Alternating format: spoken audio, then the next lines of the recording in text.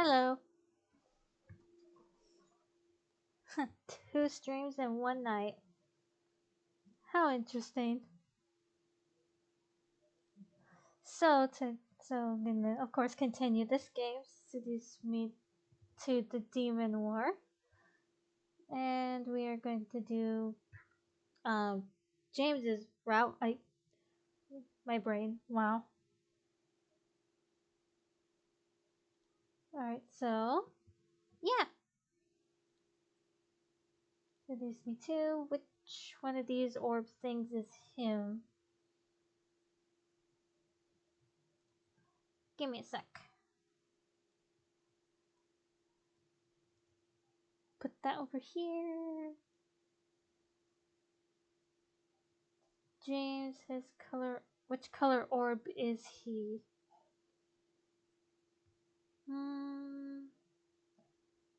Yellow orb. Hold on there! Before you start the game, I need to ask you a few things. Don't want you getting lost now. Okay. First of all, have you read the first story, Seduce Me the Otome? Like, seriously read it. No skimming, no pretending to read it. No. It's okay if you haven't, but there are a lot of things in this game that you won't understand unless you fully experienced and understood that story first. Yes. Oh, okay. Awesome. Next question. You do know this is James's route, right? Right. You know, the eldest incubus? I know. Oh, awesome. All right then. James is pretty cool, huh? Yeah. It's the glasses, isn't it? You can tell me. Anyway, I have one last question for you. Some What? people like hearing the trigger warnings before they start games, while others don't really care and just want to play. Yeah. It's cool either way, but do you want to know about some of the content listed in the game? Not this time. All right then. Oh, just so you know, though, anytime you have the choice to have sex, you can totally say no and still get the good endings. Consent is very important, regardless of who you are. I think that should be everything. All right. Phew, that took a while. But there's more. Hi, Diana. You forgot something. Huh? What did I forget? You forgot about the disclaimer. Oh, crap! Oh, how could I have forgotten about that? It's fine, I'll take care of it. This game was produced by Michaela Laws using the Ren'Py visual novel engine. We truly hope you enjoy this story. Thanks, Diana. Now, Yeah, thanks, Diana. Don't you have a war to go fight? I do. I just wanted to make sure everything was in order before the story began. I'll take my leave now. Thanks, Di. Thanks, Diana. Do not call me Di. Anyway, we really do hope you like the story. Have fun! See you at the end. Right. Gwen anam avast demon habnas. Huh? I wish to set a stone destiny. Oh, yeah. Today enim sorten monem quidni.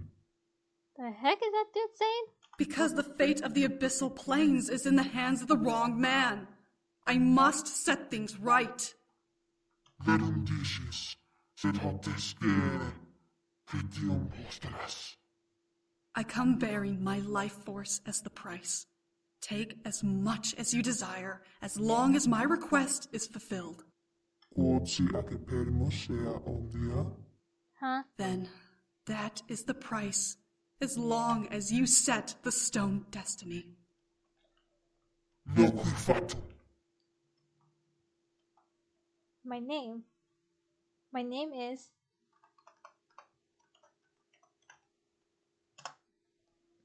I'd almost forgotten it. I clung to it by a single thread, knowing that if I let If I let go, I'd be lost in a dark void never to return. Why? Why was I so worried about my name? Well, it was the only claim I had to especially reality, especially when I was behind bars. For some reason, I was in the cell. I didn't know why. I didn't know how I got in here. What? All I knew was that I was in it and that I was chained to a wall by shackles on my ankles. What the heck? I didn't want to accept the bars as real. I didn't want to be in a cell. I didn't want to smell the dank stench of blood and sweat emanating from all around me. But I had no choice in the matter. No matter how many times I examined my surroundings, they remained the same. I was in a cell in a dimly lit stone dungeon. The walls were unfriendly, and the shackles around my ankles provided no comfort. The rags I was forced to wear barely fit, and I felt filthy. What the frick is going on? Why was I here? I didn't have the answer. All I knew was that I was trapped. I could hear quiet sobbing and muffled screaming from further down the passageway I was in. They reverberated from down the hall, and I knew that they must have come from fellow prisoners or the condemned. I, however, only had one neighbor. In the cell beside me sat a figure wrapped in a dark purple cloak. The top of the figure's head was shrouded by both the shadows in their cell and the hood that covered their face. They never spoke, they never moved. Were they dead? I watched them closely for some time, but I never saw their body inhale, exhale, or show any other sign of life. I didn't wish to think on it further, so I turned my head away. What was happening? I opened my mouth to shout, hoping that maybe someone would hear me and give me some sort of clue as to what was going on. What the heck? As I continued to command my voice to speak, however, the sound of a large door opening echoed through the dungeon. I turned my head towards the direction of the sound and watched as the hall slowly began to brighten, like there was a torch moving towards my cell. I stared wide-eyed at what was approaching. Moving towards my cell was a man I recognized, one that had been close to my heart and now had a look of cold disdain in his eyes. My chest pounded as his name reverberated in my head. James! The hell is going on, dude? He was still in his human form, but his voice vibrated with demonic echoes and waves, sending shivers down my spine. His tone was cold and unfeeling, as if I was not someone he loved. What the freak?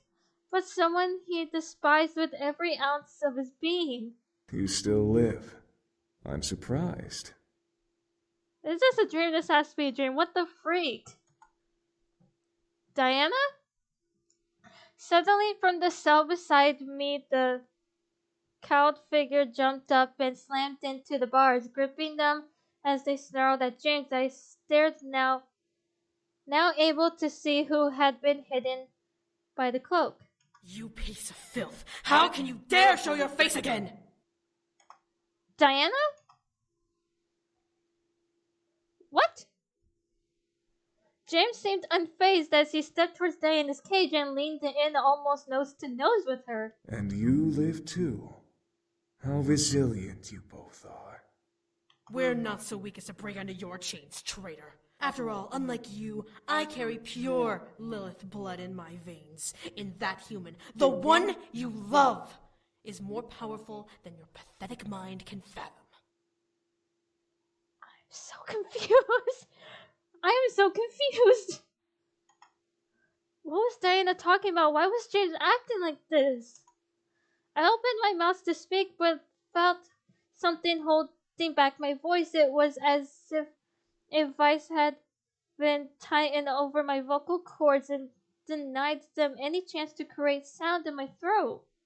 James smirked and gripped Diana's chin, making her snarl louder. Anyone can be broken. It just takes time and patience, both of which I have in abundance.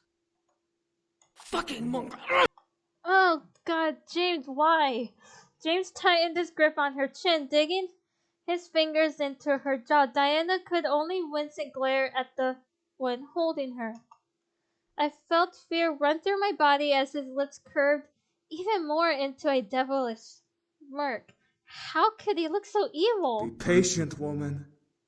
You'll have your turn soon enough. What? As James turned his gaze to me, I felt my body suddenly heat up. His eyes were glowing an almost sickly golden yellow as he stared into my soul and ignited my core with heat and desire. I felt dizzy and weak, my mouth falling open to allow a silent sigh escape from my lips. What was happening? Okay, I'm very confused. What is happening?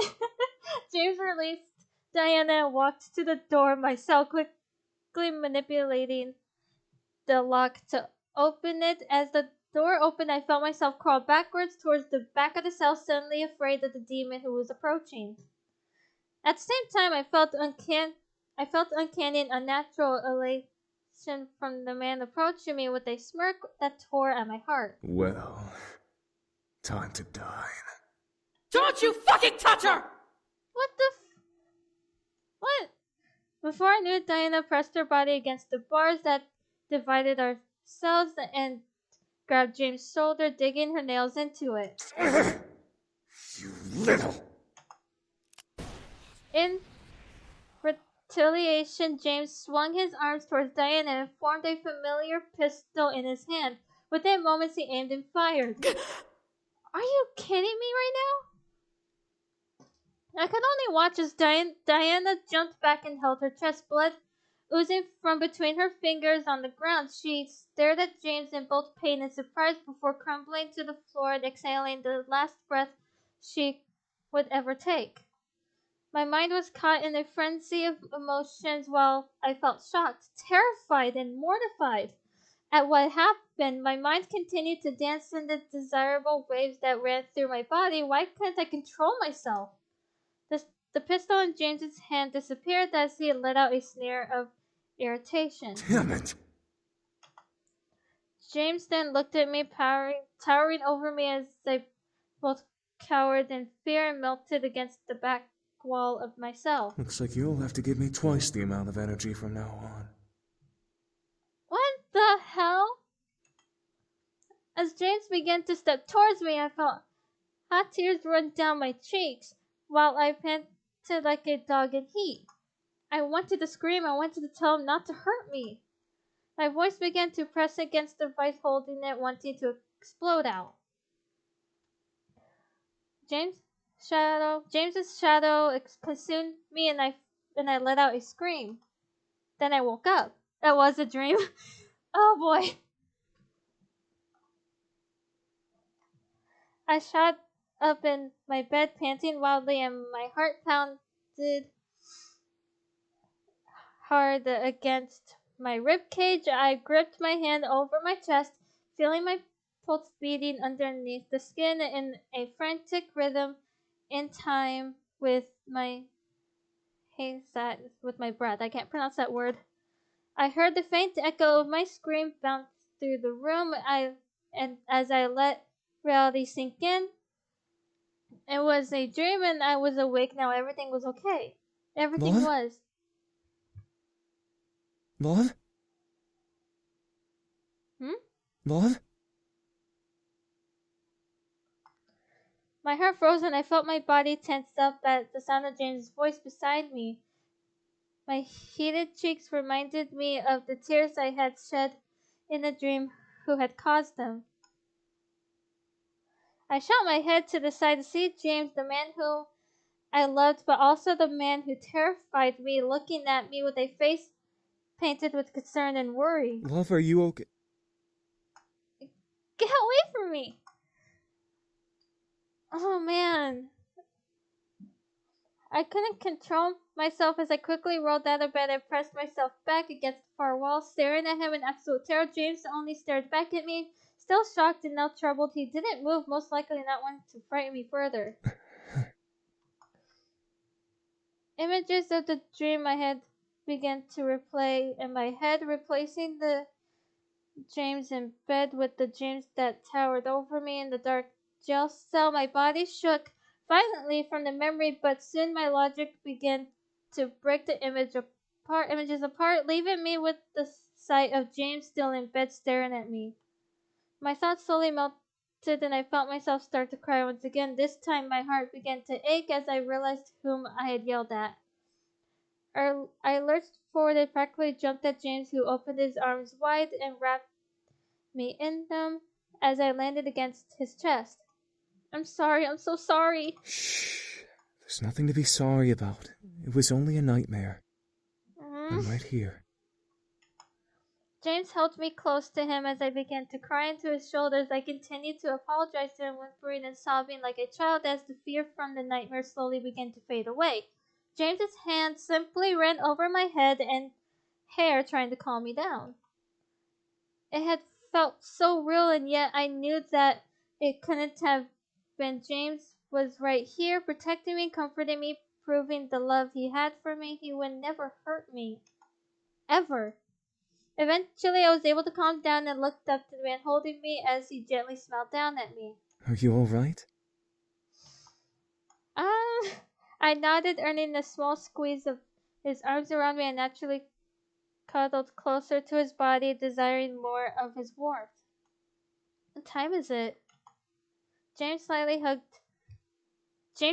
hugged me tighter to his body as he looked over to the nightstand at his phone, which was docked in a fancy speaker charger. It's 3:40 a.m. We still had a few hours before our alarms were set to wake us. Crap, why did I have to have a nightmare and wake both of us up? I gripped James's shoulder and looked up at him apologetically. I'm sorry, I knew you need your sleep. Please don't worry about it. My beautiful fiancée is much more important to me than sleep. As he said fiancé, I couldn't help but feel my face heat up, letting a blush run along my cheeks. It was true. I was his fiancé. He had asked me to marry him a couple of months ago, and I had accepted his proposal, wanting to be his wife. Just thinking about the idea of being with him forever made the imaginary butterflies in my stomach dance around happily and flutter their wings against my heart. It was a dream come true. His love and warmth assured me that my nightmare was just that. He was my wonderful husband to be, and I was going to be his wife. My body couldn't help but shiver in happiness. James caught the shiver and gently ran his hands up and down my arms. Are you feeling cold? No, you just make me happy, that's all. As I leaned up and kissed James's cheek, he smiled and kissed mine in return. His warm lips sent another euphoric shiver down my spine, and I felt joy run through my veins. I truly loved James. It wasn't long, however, before I felt something gently brush against my hip. I looked down at James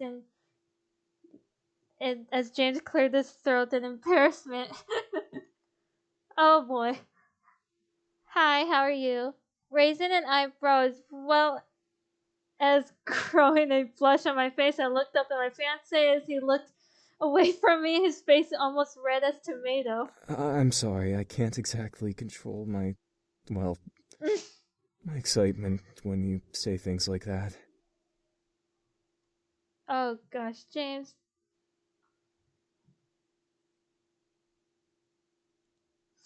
James didn't have to use his powers to light a fire in me.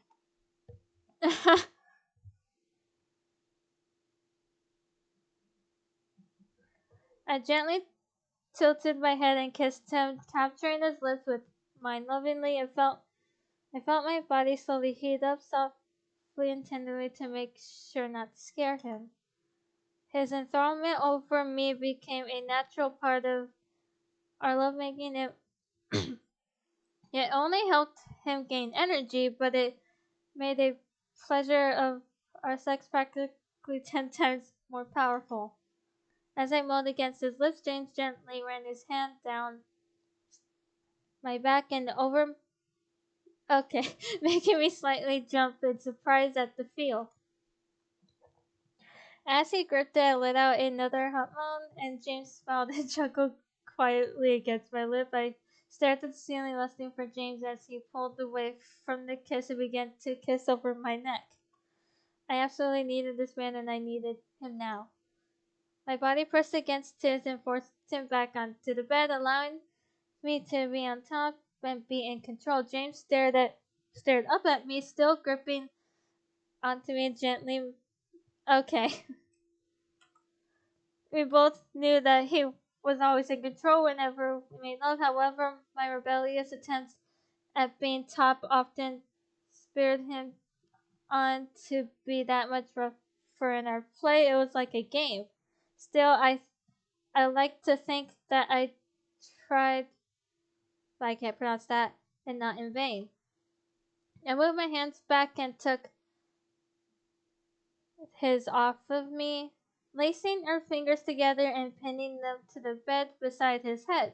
They didn't fight back against my hold, but James's face continued to intimidate me with a playful smirk and a dominant gaze. Oh, goodness me.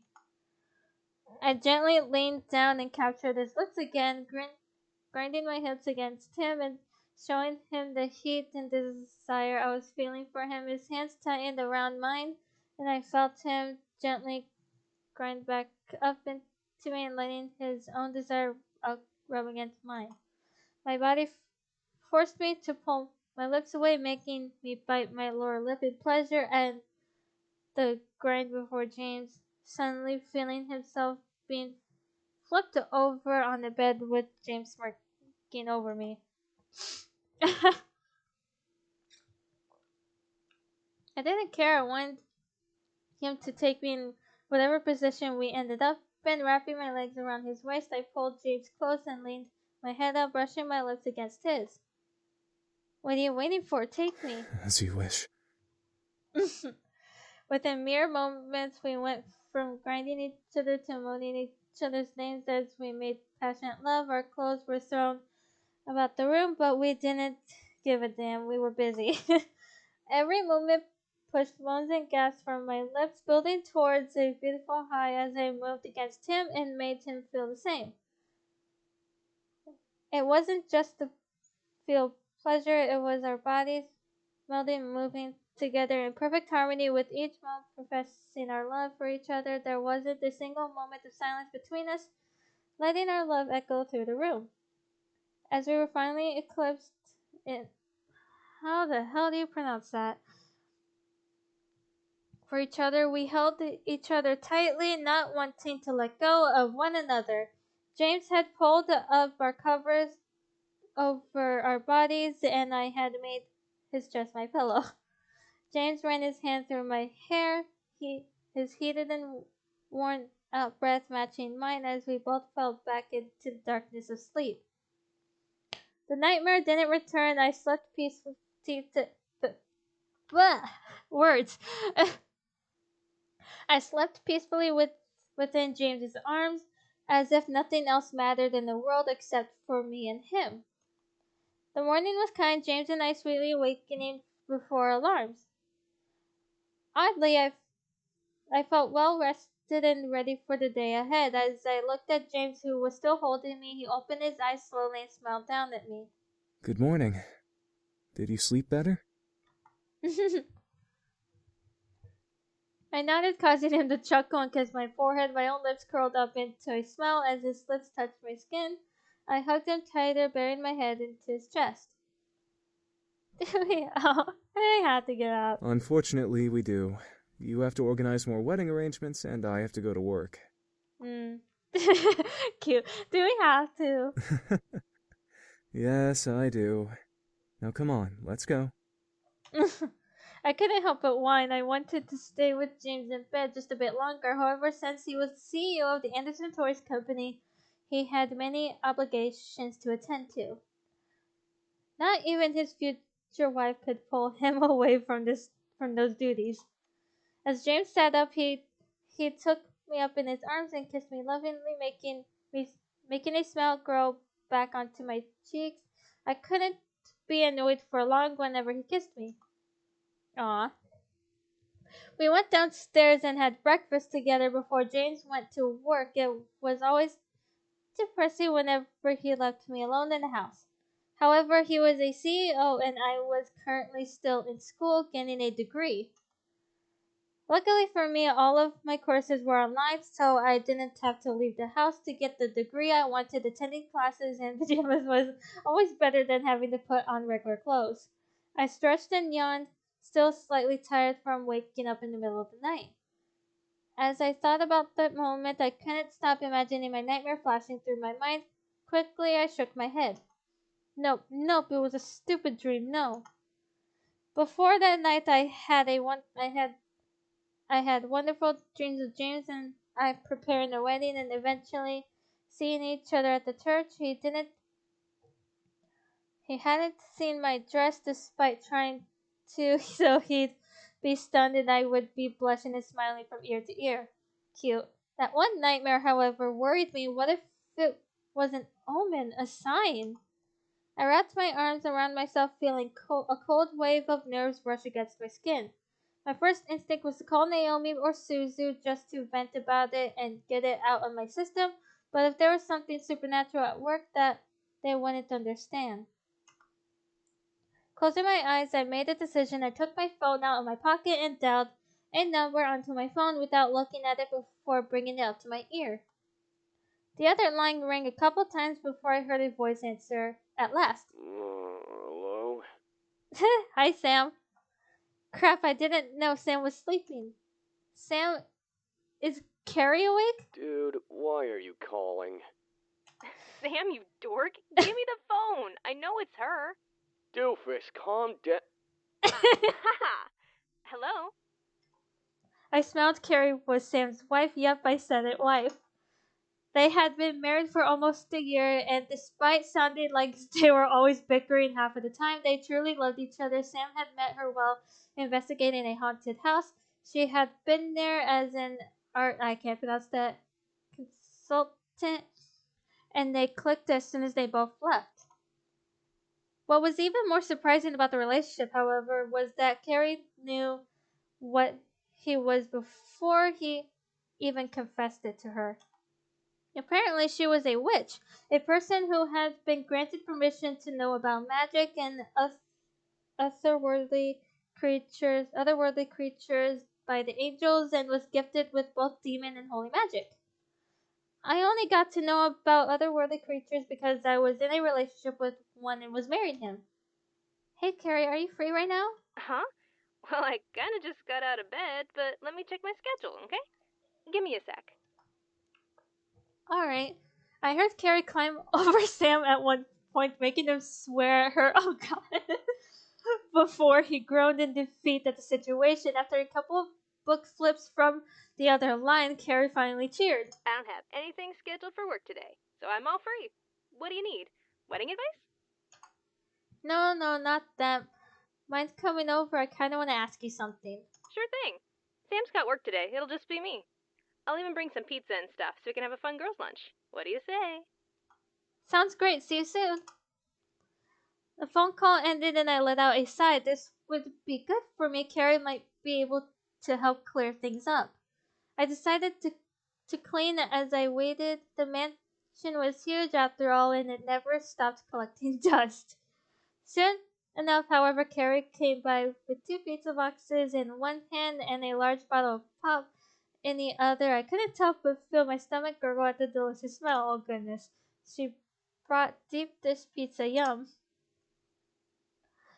We settled into my room and made my bed into our picnic area. We laid out a blanket so we didn't get crumbs on the bed itself, but we liked our makeshift eating spot. So, what's going on?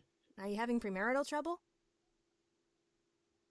No, it's not about our marriage. Well, Carrie tilted her head at me, wondering what was the matter. I began to doubt myself. Should I tell her about the nightmare? Maybe it really was just a bad dream and I was overthinking it. I closed my eyes thinking about what to say.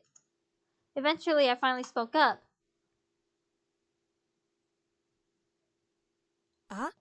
A nightmare. Was it really bad? I nodded, remembering how horrified I was in the nightmare. Visibly shivering at the memory, Carrie frowned and poured me a glass of pop. Maybe I should have brought alcohol. Oh, no, it wasn't that terrible, I swear. I rubbed the back of my neck. I had to relax. It was a nightmare, nothing real. I should have been able to talk about it. I sighed and looked up at Carrie. It was about James.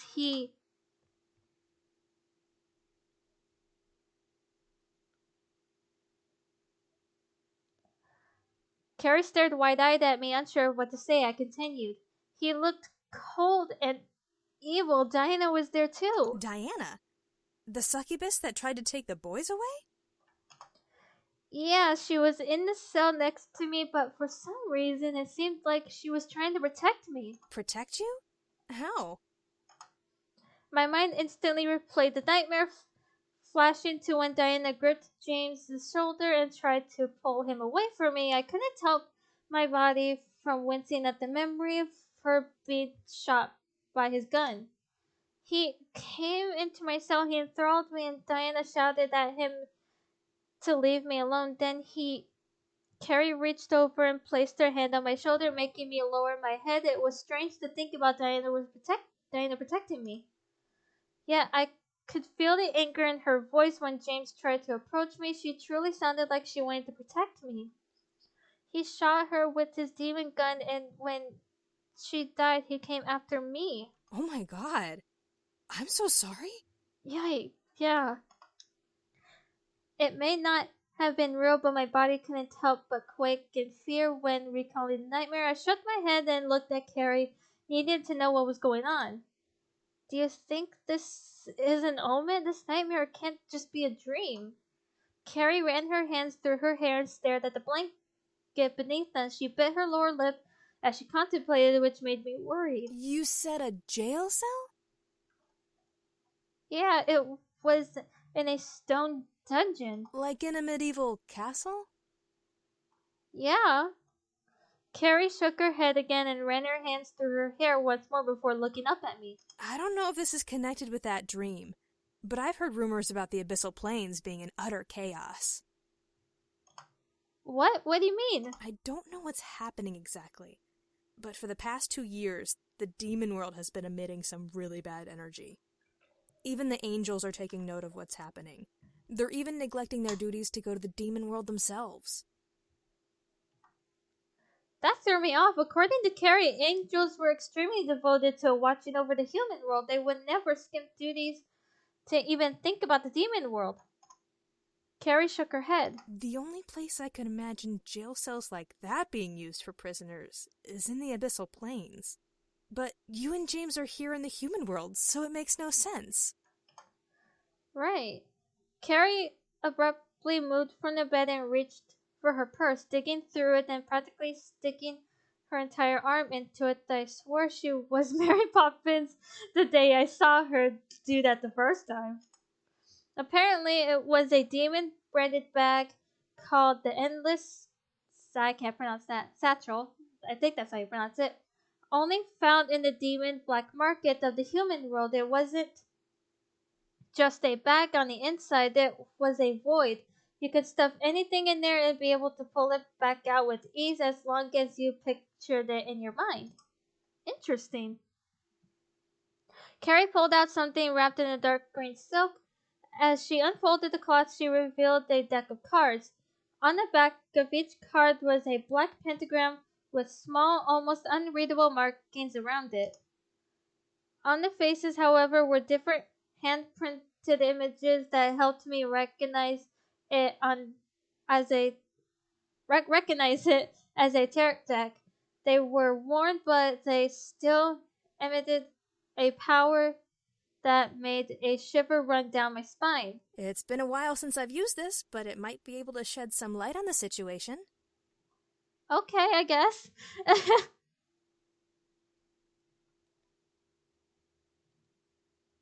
I watched as Carrie held the deck against her chest. I closed her eyes, muttering to herself. She then lifted the deck to her lips and kissed over the top card before shuffling it.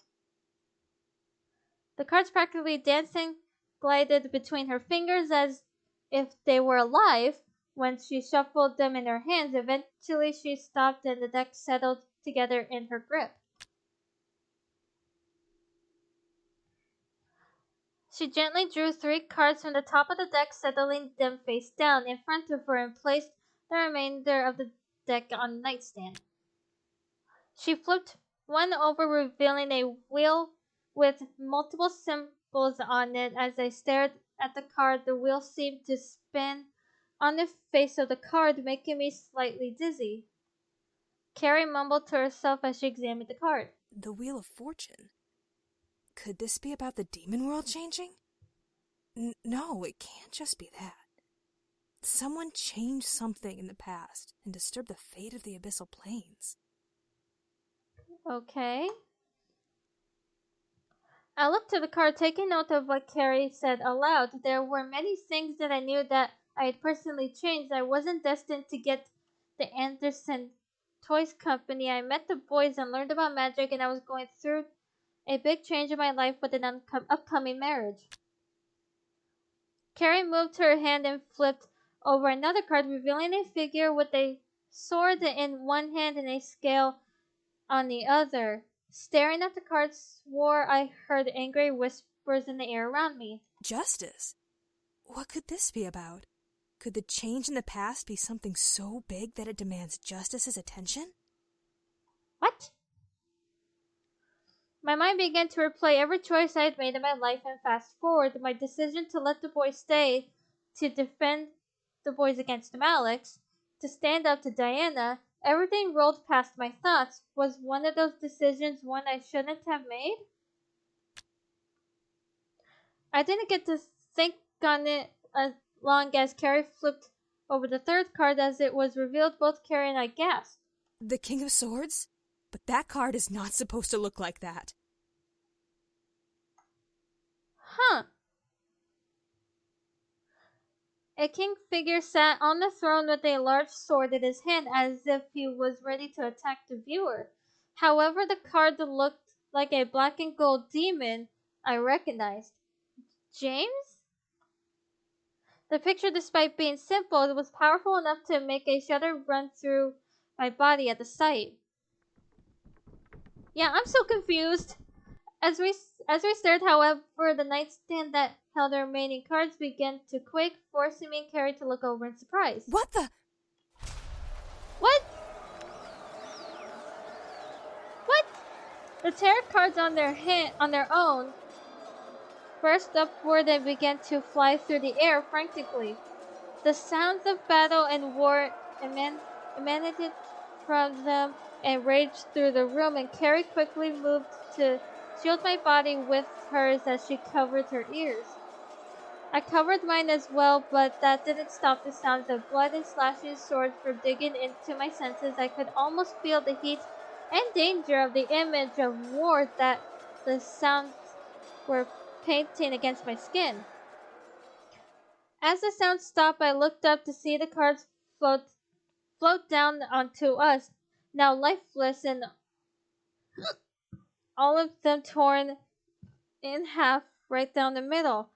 As they landed, however, I stared in shock at what I saw on each half card's face. Carrie looked up and gasped as well. Impossible. What?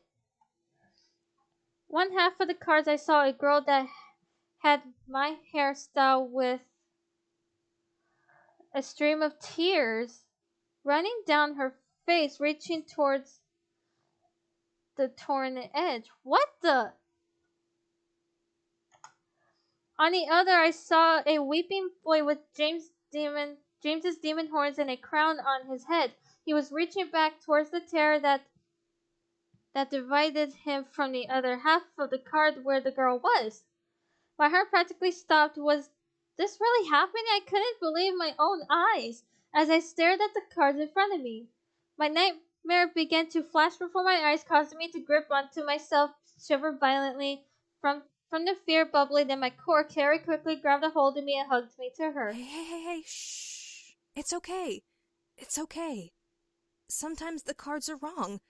This can't be right. Oh, what?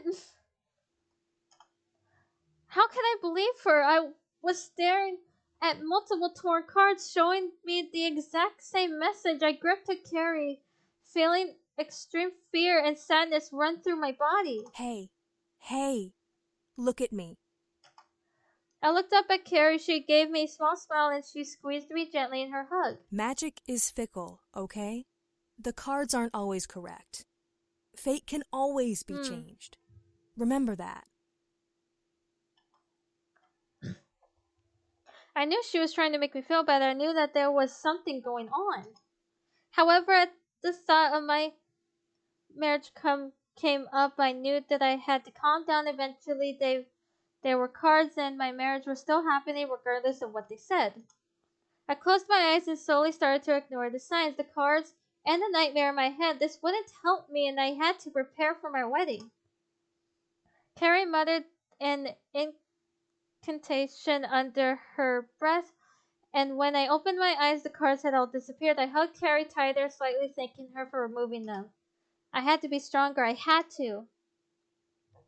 As the day went on, I enlisted Carrie to help with the wedding arrangements. Surprisingly, we got a majority of the work needed done, so that gave us time to relax and watch a movie together before James returned from work.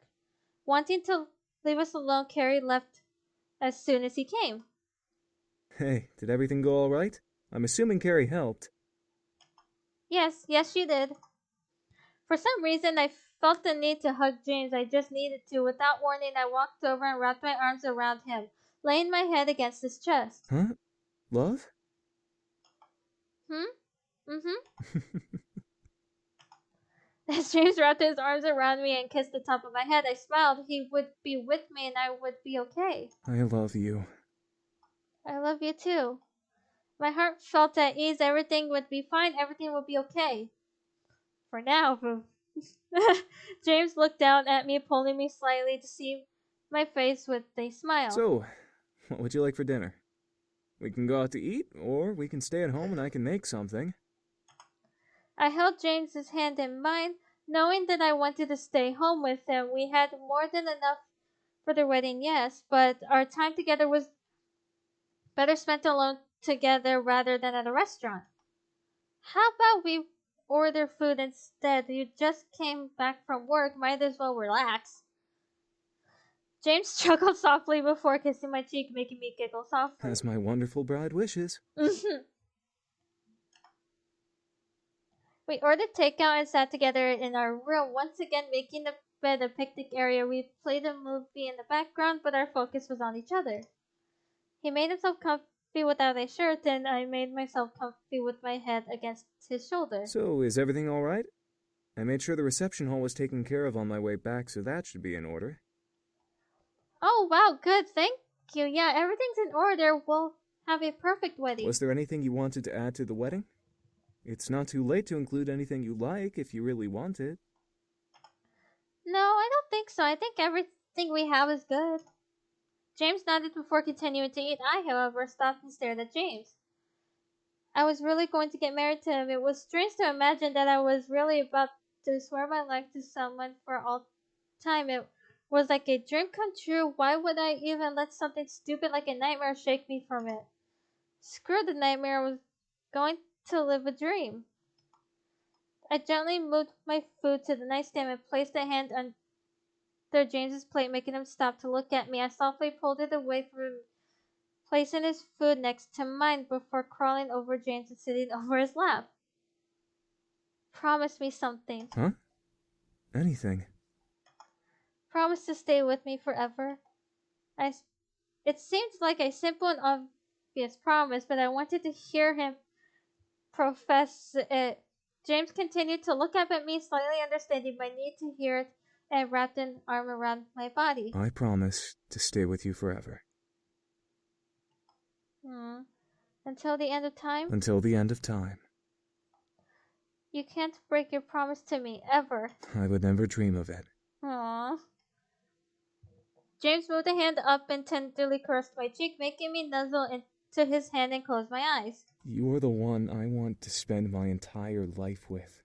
I will give everything and more to you for as long as I possibly can as your husband. Aww.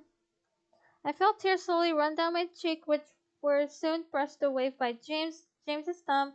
I nuzzled further into James's hand and held his wrist, almost hugging his arm to my chest. Is the nightmare you had last night bothering you? I couldn't help but nod in reply, frowning and biting my lower lip. I didn't want it to bother me. It wasn't worth it. I knew that James would stay with me and would never hurt me. James gently wrapped his free arm across my back and pulled me against his chest, moving his head to nuzzle my other cheek comfortably. Do you want to tell me what happened, or will you be okay? I moved to wrap my arms around James. I wasn't sure if I wanted to tell him at all.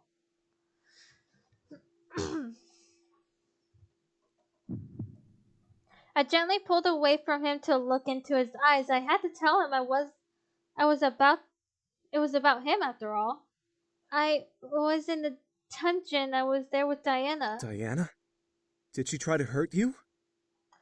No, actually, she was trying to protect me. From who? You? James stared surprised at me, but remained silent as I continued. You came and enthralled me, but it wasn't like you usually do it. It was forceful and I didn't want it, but I was under your control. Diana tried to stop you, but you shot her, then you came for me. For some reason, a weight was lifted from my shoulders. It was a terrible dream, but James deserved to know.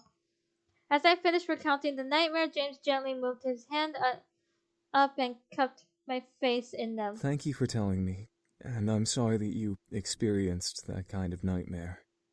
But I swear to you that I will never hurt you. I let myself become lost in his amber eyes. Believing every single word he said, I could feel the love and care in his voice, and his warm hands assured me that he would protect me from harm. I wrapped my arms once again around James and let my head rest on his shoulder as his arms encircled my form. I loved him. He loved me. We would protect and love each other forever. Soon enough, the wedding day had come. I had received many pre-wedding gifts from guests that couldn't come, but I knew many people would still be at the wedding since James was the Anson Toy Company CEO. I even got fun text from Naomi, Suzu, and Carrie as they tried to tease me with pictures of James in his wedding tux, but I deleted them all without peeking. I didn't want to see him yet. He didn't get to see my wedding dress, so I wanted to wait to see him in his tux. Alas, I had decided to dress alone at the mansion. The girls had offered to help, but I needed the time to myself. I had to reflect on the day ahead. I was about to be married. It was insane. I couldn't stop staring at myself in the mirror dressed in the wedding dress of my dreams. Is this really happening? I knew the air wouldn't answer me, but I felt myself need to speak my thoughts aloud. I could hardly believe that I was about to walk out of the house and be someone's wife, James's wife. The thought of us together made me smile and close my eyes. What? A voice I didn't know sent shivers down my spine. I suddenly looked around, hearing the voice echo in the room. What the hell? What was going on? Why was I hearing voices? This couldn't be happening. I held my head, trying to stop the sounds in case I was dreaming or imagining them.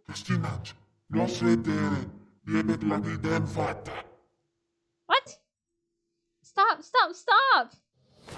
I screamed at the voices, not knowing what they were saying, but wanting them to go away. What I didn't realize was that my screams let out some sort of spell that seemed to freeze the air around me.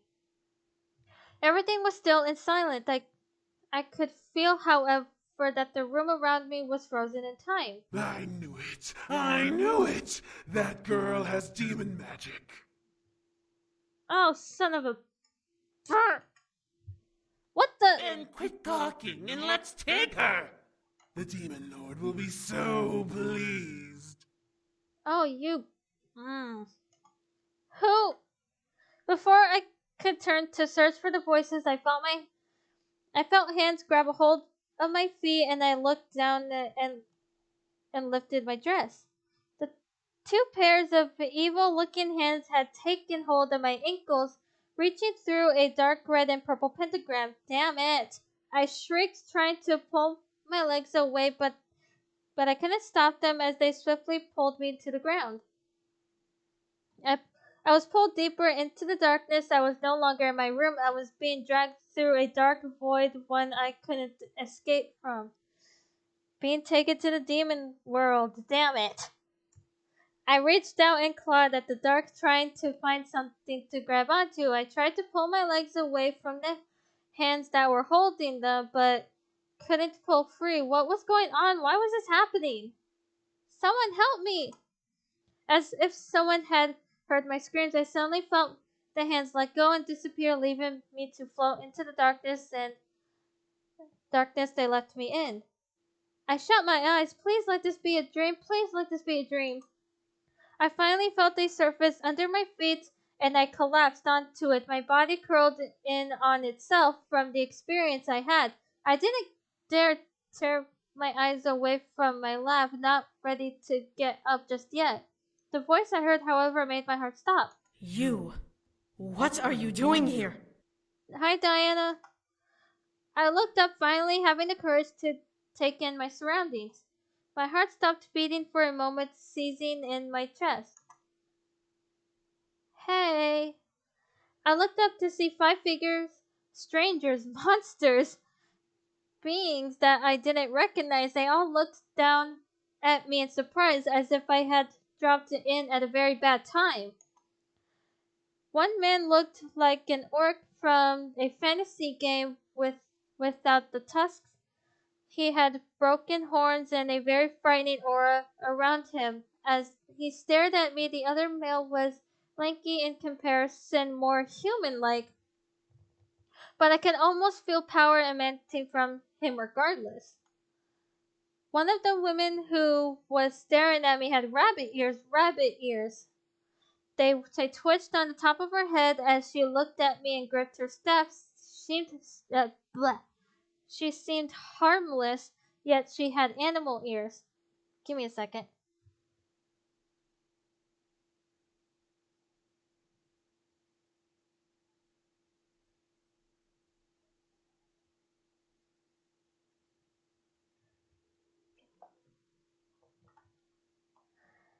The one creature the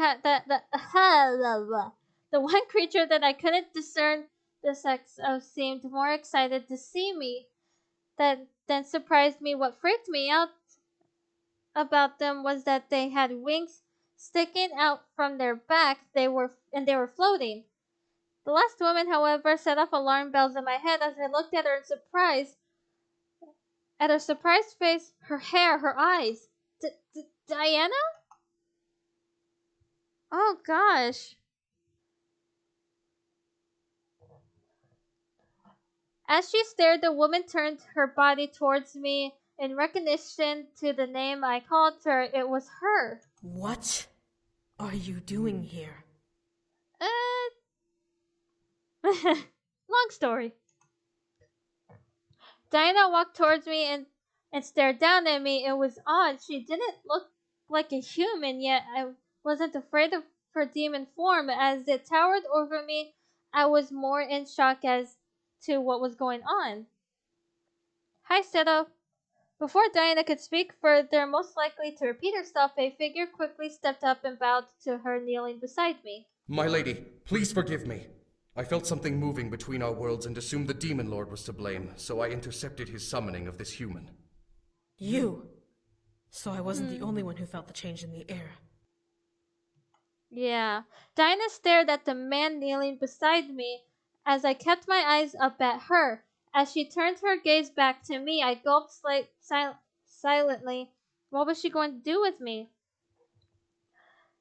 This all felt wrong. I was about to be married. I was about to live my happily ever after with the man I loved. Now I was in a place I didn't know, with Diana and a bunch of other creatures I didn't recognize. My instinct was to...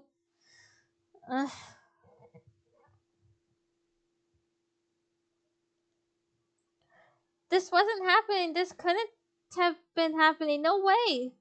I felt tears build up in my eyes and I lowered them to look at the floor in front of me. As my gaze fell, my lungs began to seize hard, forcing me to hiccup in sadness. I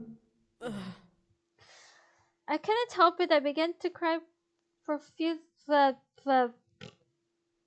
Why was this happening? Why was I here? If this was another nightmare, I wanted to wake up immediately. This wasn't right. I covered my face and cried into my hands, curling over myself as I let sadness run through my entire body. Please let me wake up, please. As I felt warmth suddenly spread through my body, I slowly stopped and felt fresh air rush through into my lungs. What was happening? I recognized this warmth. I looked up to see Diana kneeling down with a very concerned look on her face, her visible eye glowing a warm gold color as she stared at me. Was she enthralling me? I didn't feel aroused like I felt usually whenever I was enthralled, but I felt calm and almost mellow. Calm down. Diana's voice seemed almost soothing, like a lullaby. However, I wasn't sleepy. I just felt quiet. The worry I had in my mind was gone, the sadness gone. Diana must have done something to make sure I wouldn't cry. I didn't know whether to thank her or be afraid. Now, can you tell me what happened? Take your time and try to remember everything. Oh, shit.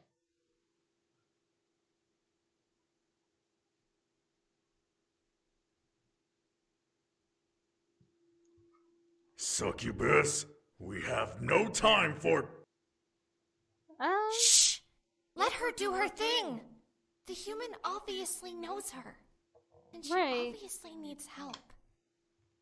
Why did she call her Diana, though? That must have been the human name she used while she was in the human world. Yeah. Smart. All of you, please! Silence engulfed the room as Diana looked at the four beings behind her. She then turned back to me and held out her hand, ushering me to take it. Can you stand? I nodded and took her hand, standing up at last.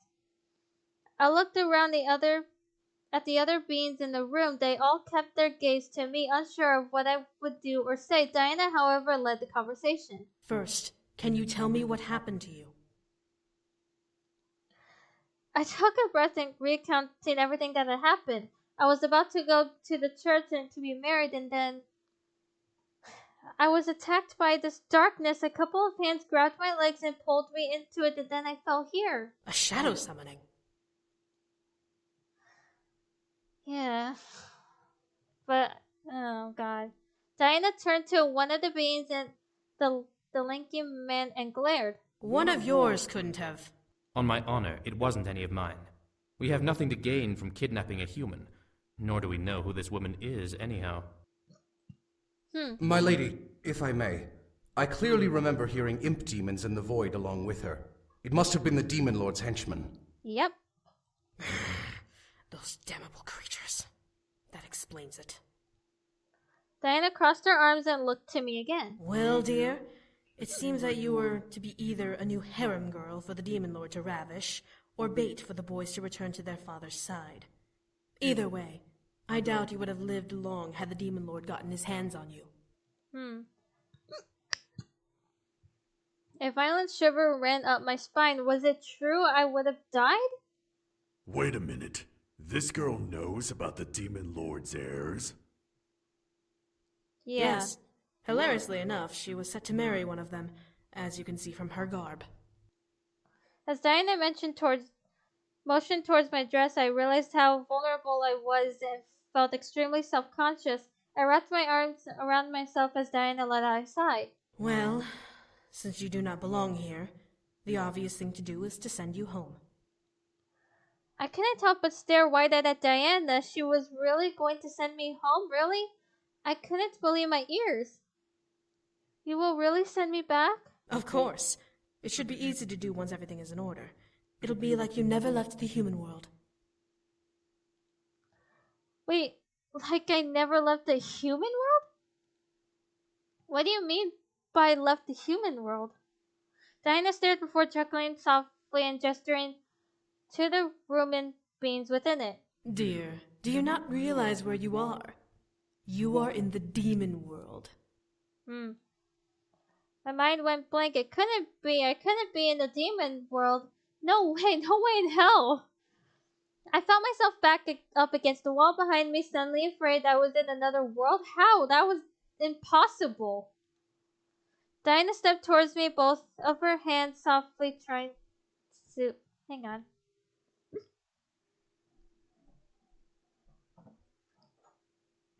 Trying to...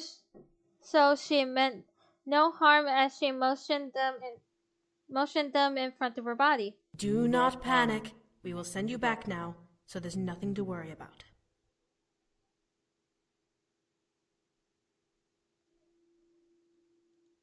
How will you power the spell?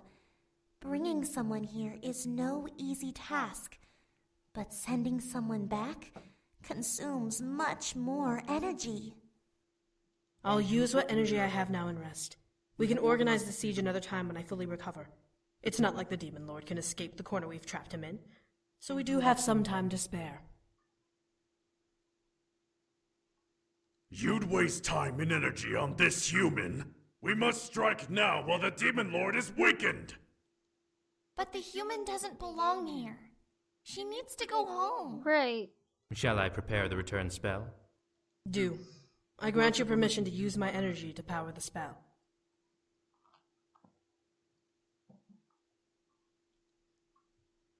With a nod, the lanky man held out his hand towards the wall.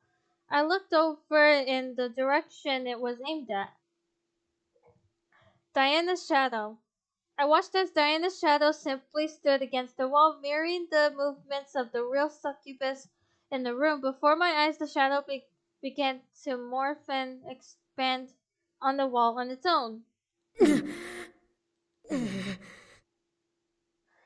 I looked back to Diana to see her wrapping her arms around herself and curling her shoulders over as if she was in pain. Her nails, I can't pronounce that word, themselves into her forearms, and I could barely make out the painful hiss escaping her clenched teeth. Was the spell hurting her that badly? I turned back to the wall to see Diana's shadow shaking and vibrating as if it was resisting the change the man was forcing on it. You will obey my command. Open the gates to the void, and allow passage to the world we seek. Transitum perenam peto tranibris, ubi aperiut, ianoium, desidero. Upon Diana's final word, her shadow burst and expanded into an oval-shaped doorway. I stared wide-eyed at the passage before a hand placed itself on my shoulder, forcing me to look over. The one with the spear gently pressed my shoulder forward to look down at me with almost a stern face. You must leave now. The faster you leave, the quicker we can close the void. Go! Go! Go get married! I quickly nodded and lifted the bottom of my dress, stepping forward to make a run for the passageway. However, before I could bolt towards my freedom, a snarl echoed through the room, and we're stuck here. How dare you interfere with my summoning! Yeah, we are stuck here. We have a curse on us.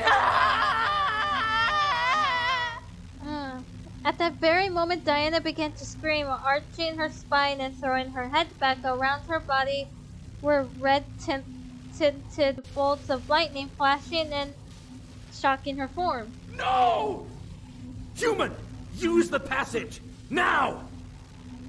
He didn't have to tell me twice. I bolted towards the portal diving forward as I neared it, but I was forced back by a burst of energy and a flash of red light. I fell to the floor, almost slamming my head onto the stone. Uh, The human will never, ever leave this world alive! Screw you, Demon Lord, I hate you! You spineless worm! Close the portal! The Demon Lord might get through! But the human... Close it! I hate the Demon Lord. I hate him. As commanded, the man pulled his hand back, visually forcing his arm back behind his body as Diana's shadow quickly began to morph back into a simple shadow. The electricity around Diana faded away and she began to tip forward.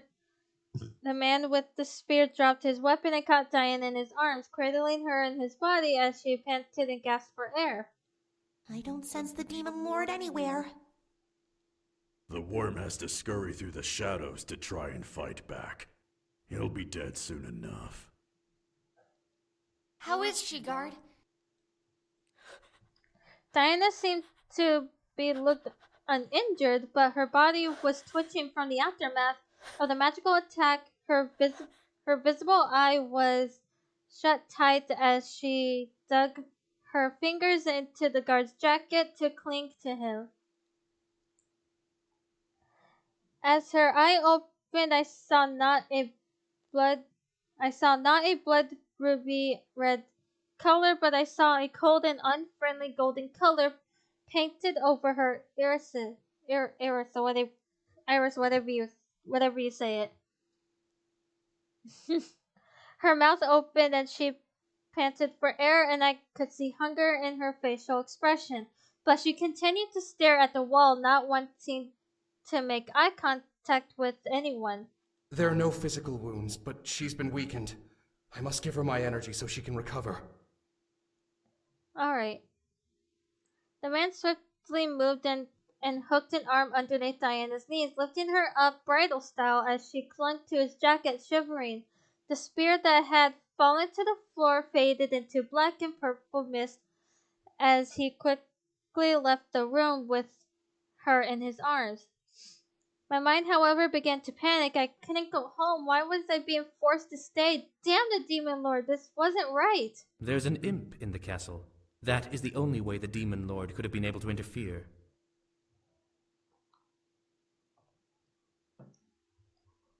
You! Guards by the door! Hunt it down! A pair of guards that were apparently by the door saluted the one commanding them and ran off. I felt out of place, alone, terrified as to what was going to happen. The Demon Lord wanted me here, and his words pounded at my mind. How was I going to get home? How would I ever be able to go home? Hey. I looked up to see the winged person hovering near me before they moved and sat on their knees at the stone ground beside me. We'll get you home, okay? Diana just needs a little rest, okay? Alright. She needs more than rest. She needs to use a different spell to send her back. The Demon Lord will expect her to use the shadow spell again. Right. How about the normal way? I'm sure we can connect to a witch, or even the warlock she used before, to reopen a portal to the human world. The warlock she used to get to the human world died, remember? And he was the most powerful warlock in the human world, practically a god himself. What other human could be used to open a portal without another human dying? It was merely a suggestion. The faster we get this human home, the faster we can move on and finish off the Demon Lord. Well, what are we going to do with the human now? Excuse me, I have a name. We can give her a room to rest in. Humans need sleep after all. Maybe by the time she wakes up, we'll think of a solution. Come. The woman with rabbit ears looked down at me and lowered her hand to me, inviting me to take it. She had a kind but concerned expression on her face, so I trusted her. I slowly took her hand and began to stand up as the fairy figure brushed off the small patches of dust that was accumulated on my dress. I couldn't do anything. I was forced to listen to the beings around me because there was nothing else I could do. Without them, I couldn't go home. My heart ached, but I had to accept my predicament. Here, I'll bring you to the open ambassador's room. You are free to rest there for now. Alright.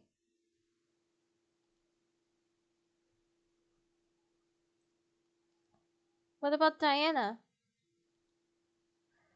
The folding person giggled softly as the woman with the rabbit ears cleared her throat. She'll be fine. She's being taken care of right now. Why not just say she's getting fucked? And the brute strikes again with the lack of tasteful filtering between his brain and his mouth. You still have yet to prove me wrong about my expectations of you. Keep testing me, assassin.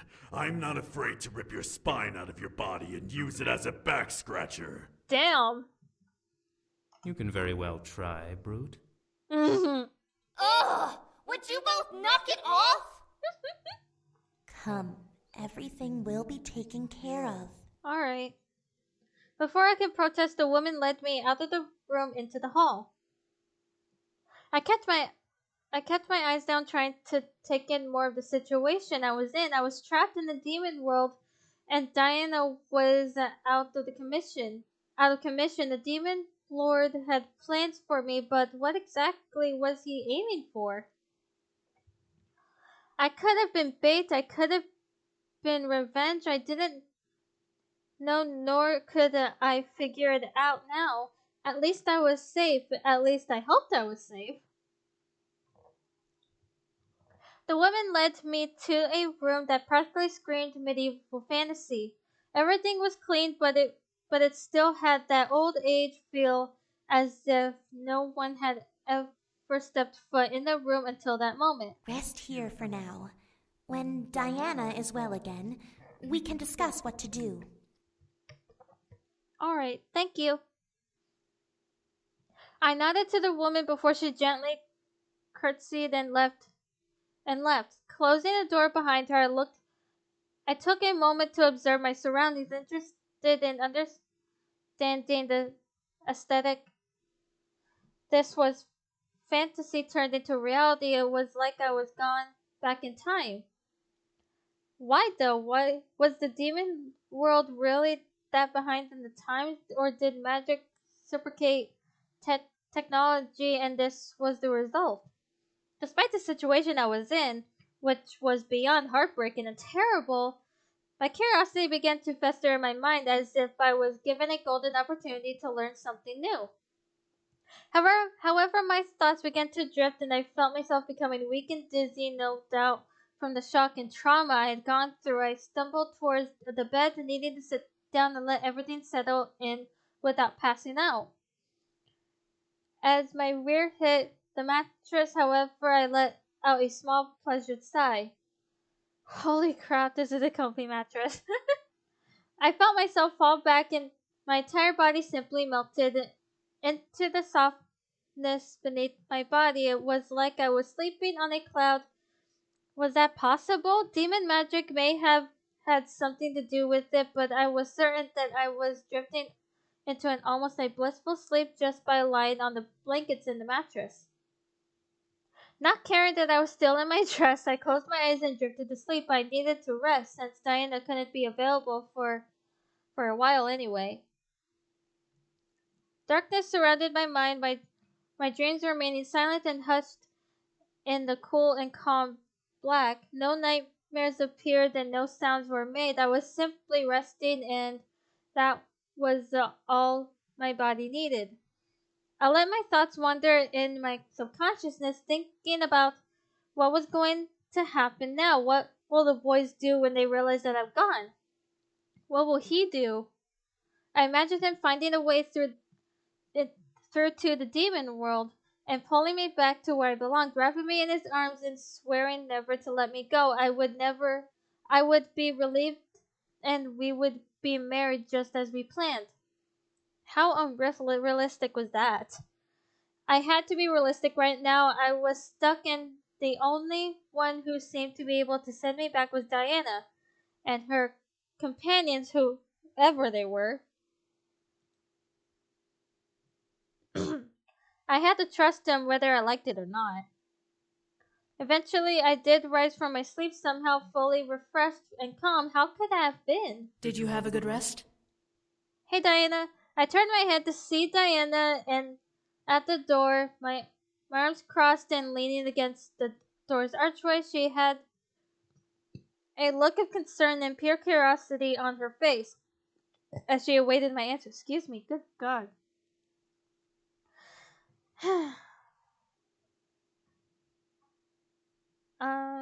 I would like to know if you're okay. Diana stared at me, slightly shocked. Did she not expect me to ask? Huh. Well, yes, I'm fine now that I've had proper rest. That's good. Diana shook her head and stepped into the room, closing the door behind her. So we need to find another way to get you back to the human world. It won't be easy, but I believe it can be done by tonight at the latest. Alright. Tonight, really? Diana nodded and crossed her arms again, leaning on the hip. It will take time to get our shadow agents to gather the necessary supplies, but they are not hard to obtain, being that we're in a position of power. You must be lucky. What do you mean? Diana sighed before casting a short spell. Under her breath, in front of me appeared a floating map almost like a hologram. It showed an entire world with mountains, plains, and forests, and it was surrounded by sea and water. Diana pointed at a marker that had purple banner at its tip. It was marked in the center of some mountain and forest area. It was also the very center of the map. That is where we are currently, the center of the Abyssal Plains.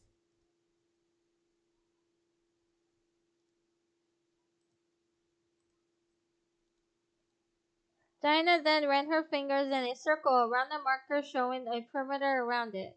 Everything we need for the spell is within this area. It will just take time to gather the materials and prepare it. Alright. I nodded, understanding the situation. I was going to hopefully be able to go home tonight, which was better than not going home at all. So what should I do until then? My suggestion? Stay in this room. I can mark this room as off limits so that no demon may enter that would confuse you for an intruder and kill you. I gulped. I didn't want to die. As Diana made the magical map disappear, she shrugged. However, I cannot stop you from whatever you wish to do. Just don't leave the castle.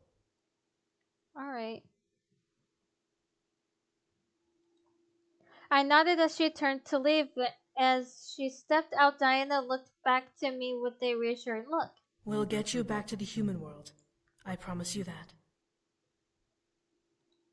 Aw. Finally, she left me alone in the room. I let out a small sigh and looked up at the ceiling. I had to wait until tonight to actually do anything. What was I going to do? Part of me agreed with Diana's suggestion, wanting to stay in the room and be safe in case the guards didn't know who I was and would kill me on sight. My curiosity, however, would leave me alone and wanted me to explore the castle. I was handed an opportunity to explore a castle in the demon world, and part of me did not want it to go to waste. I was torn on what to do. I would say to explore, I guess.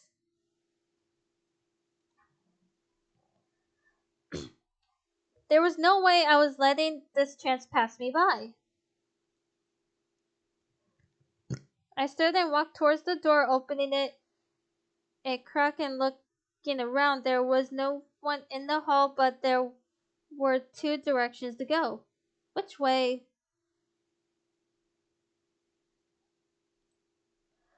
I went with right. I closed the door behind me as I exited my room and began to make my way down the right corridor. Everything was definitely medieval style, and I felt a bit small in the hall. It was like I was in a fairy tale walking around in a wedding dress. It felt almost dreamlike. The passage seemed long, decorated with wall candles, paintings, and random curtains and flowers. It was mystical to see, and I smiled. As I approached another fork in the hall, however, I sighed. Really, how does anyone find their way around? I looked back, knowing I hadn't walked far from my room. I couldn't turn back. I could turn back, yet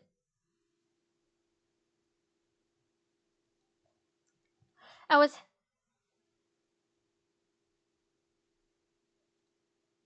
heading right, so I decided to try the opposite direction this time around. I turned left and headed down the hall, greeted by more fantastical decor. The hallways began to almost drive me nuts. I found myself going upstairs and downstairs, then wound up in a four-way corridor. Where have I landed myself? I became frustrated. Maybe giving in to my curiosity was a bad idea. However, the sound of an argument traveled through the air and caught my attention. And you brought me this. Why? Sir, the Rebel Queen demanded it be brought here along with the other materials. A flower is not important to the ritual. Throw it away or something. But, sir... I don't want to hear it! Get out! Okay. From a nearby door, a man dressed in a dark cloak holding a white lily-like flower practically ran out. He left the door ajar, but let out a sigh before turning to walk away, not noticing me. What the?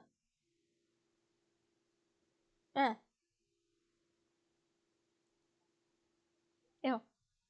Sorry. I walked over and peeked in, seeing that the room was a library. It was huge, and in the middle of it was a table covered in books. Was the lanky man who cast the shadow spell before. I know you are there, human. Uh-huh? How did he know? What, was he able to smell me or something? The man turned to look at me from over his shoulder. Please don't just stand there. If you wish to come in, then come in. I'm not fond of people peeking into doorways. Immediately, I stepped into the room, not wanting to be rude. The man turned towards me and crossed his arms, taking in my full form. Well, what may I help you with? Huh? Oh, I was just wandering around. I didn't mean to intrude on anything. You needn't. You'll be returned to the human world soon enough. I bit my lip. He was right. I really didn't need to wander around if I was never going to return. Still, my curiosity was pulling me to explore the castle, and there I was in the library. Well, I simply wanted to see more of the place I happened to land in. I see. And have you found anything of interest in your little exploration? I found this library, didn't I? That you have. The man turned back to the table as I took a moment to look around. There was so many books. It was almost dizzying to peer at them all. How much information was stored here? The man glanced at me as he continued to work on whatever he was focusing on. I'm curious about something, human. What's that? Since you're here, you can answer this.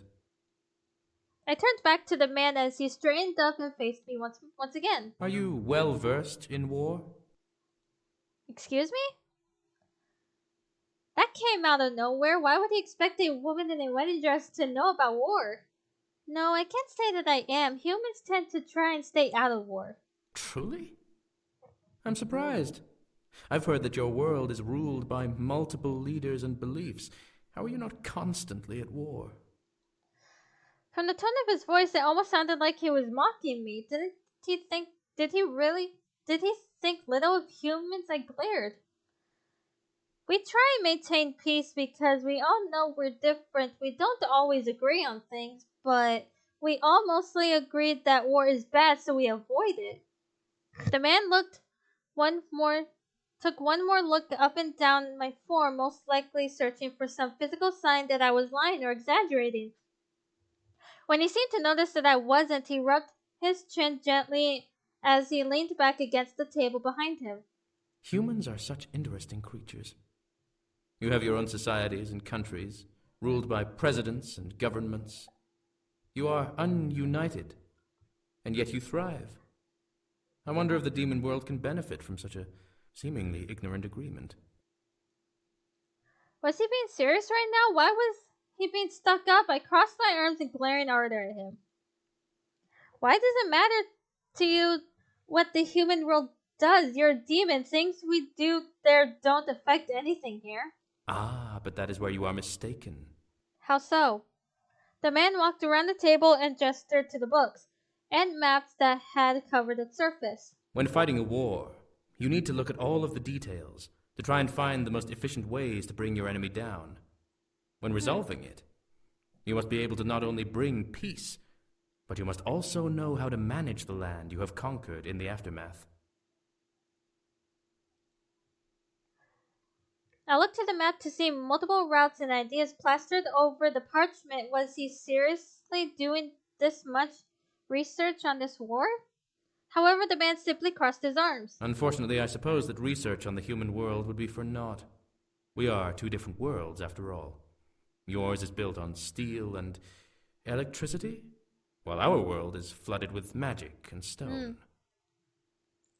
I couldn't believe what I was hearing. Why was he even talking to me at this rate? The man smirked at the agitated look on my face and chuckled. What's so funny? I guess it's also true that humans are easily angered. Your expression gives you away so easily.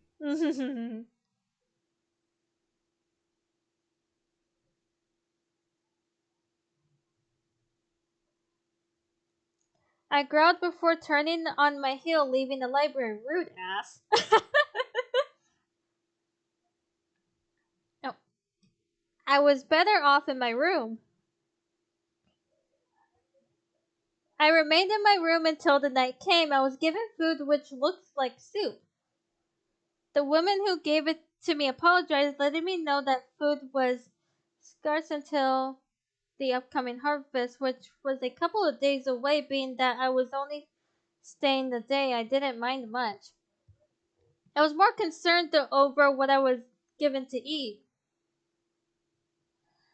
It was some sort of stew with mysterious chunks swimming in its broth.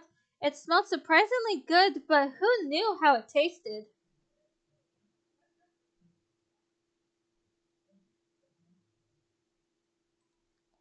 I gulped. I had to try it. I had to eat it. I hadn't eaten in 2 days, even before I came to the demon world. I was pretty certain Diana wouldn't poison me now, and I was fairly sure that she wouldn't serve me anything disgusting. I lifted my spoon that was sitting on the broth, letting it capture some of the stew as it rose. I mean, it wasn't terribly scary to look at. I gulped and slowly brought the spoon to my lips, feeling the heat emanate from the stew. A knock rapped on my door, breaking me out of my train of thought. Huh? Come in. The door opened to reveal Diana with a plate holding things I recognized. Bread and cheese. I let out a heavy sigh of relief before Diana laughed. I suggest not trying that. As good as it smells, the taste would not sit well with you.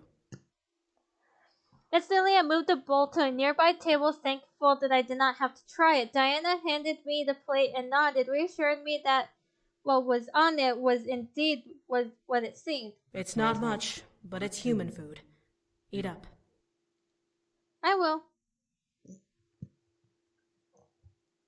I began to chow down, feeling the hunger in my stomach words. With each bite and swallow, the food I was eating surprisingly was delicious. As I began to crave something to drink, Diana chuckled and formed a small goblet in her hand, filled with clear liquid that I assumed to be water. I took it and drank it down, feeling my thirst quenched before I let out a sigh. I feel so much better. I can tell. Take a moment to finish eating, then we'll head for the ritual. I looked up at Diana, suddenly excited. Everything was prepared for. Was it possible to go home now? As if she read my mind, she smiled and nodded. We finished the main preparations. We just need to head over and we'll start. I couldn't continue eating. My mind went into an obsession frenzy of wanting to go home. I stood up, moving the plate and goblet to the nearby table. Let's go. Huh? Are you sure? I nodded, not wanting to waste any more time. I needed to get home, and I was tired of waiting. Diana stared before nodding and headed for the door, opening it for me and exited after me. As she closed the door behind her, I began to feel my heart flutter in relieved joy. I was heading home. Diana led me down the corridors to the room where I had originally arrived to reveal the table covered in plants and artifacts of different kinds. None of it made sense to me, but I had to only assume it was what was needed for the spell to work. Diana walked to the table and took note of what she saw, nodding. This should work. You're in doubt? Have to be after the last time we tried sending her home. Do we have a human anchor? No, you're on your own this time. But we'll make... This spell... Oh, I didn't mean to cut her off. You're on your own this time. But we'll make sure you survive casting it.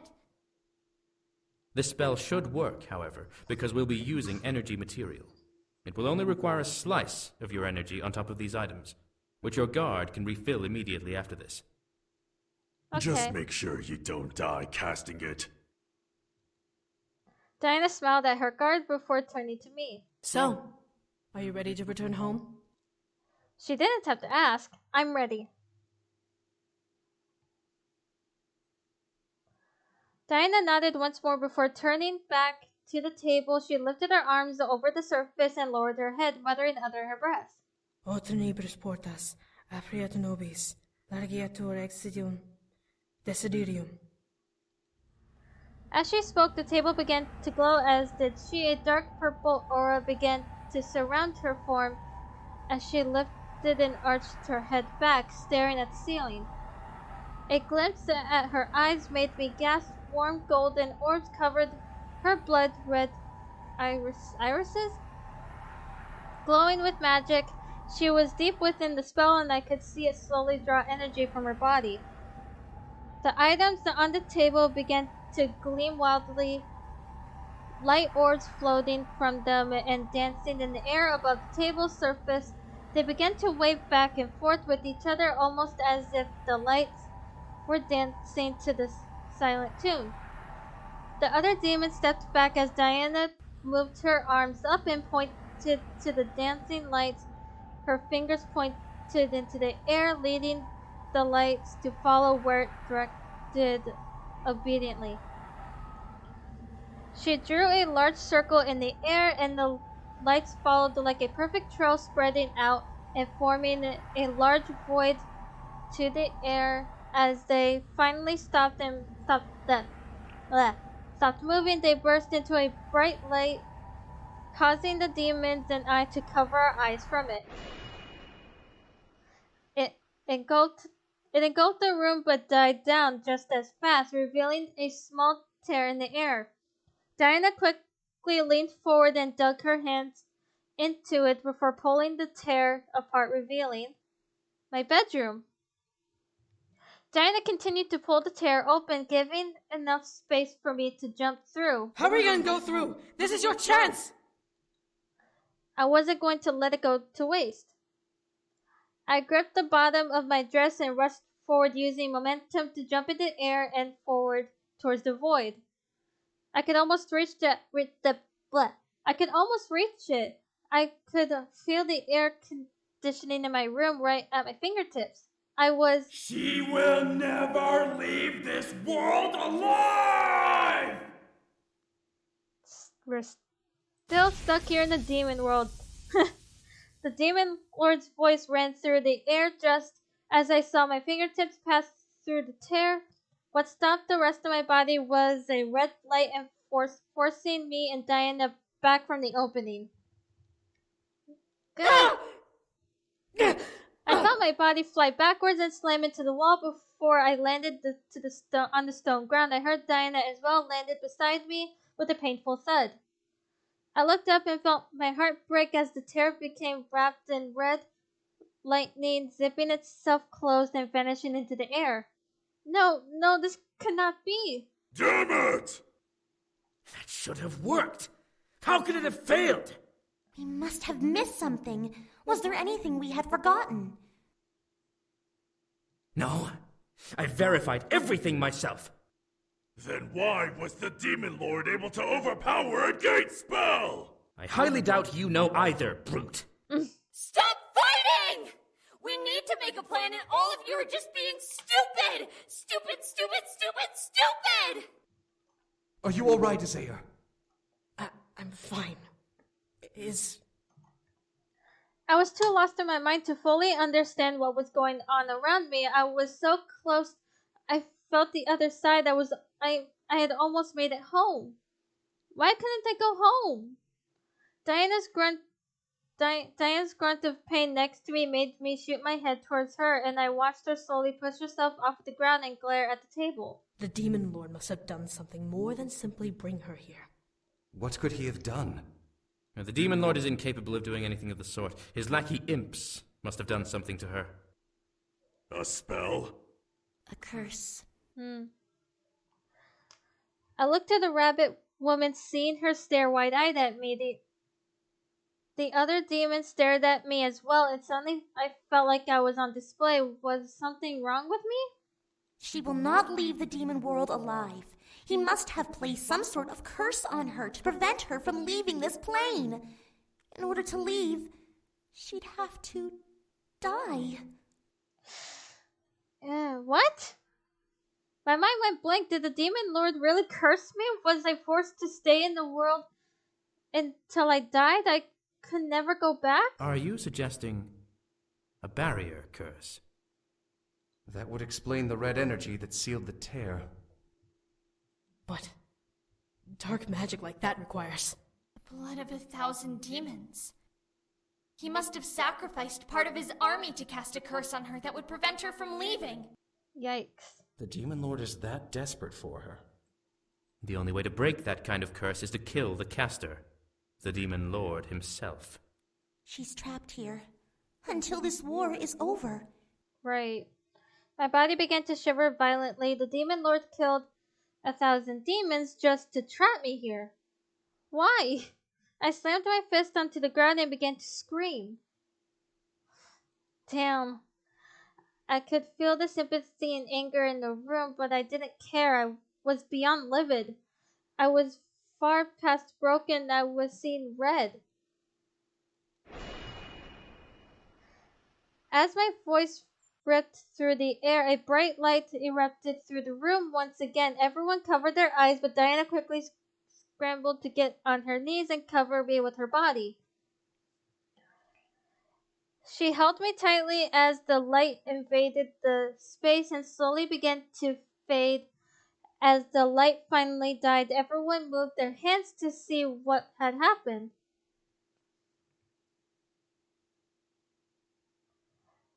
In the air was a white tear that was slowly opening, facing down towards the table. Something was coming.